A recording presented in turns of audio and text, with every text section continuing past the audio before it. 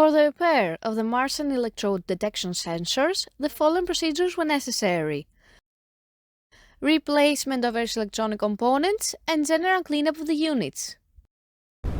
For testing, we had a 24-volt DC power supply, a multimeter in order to measure the milliamp output, and some water. By dipping the sensor in water, the unit reacts and the milliamp output changes accordingly.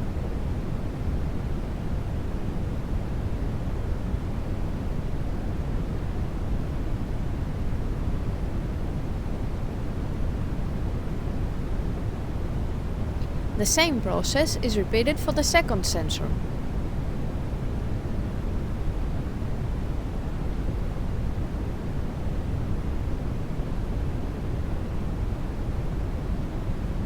It is now clear that both sensors are operating successfully and are ready to be delivered to the customer.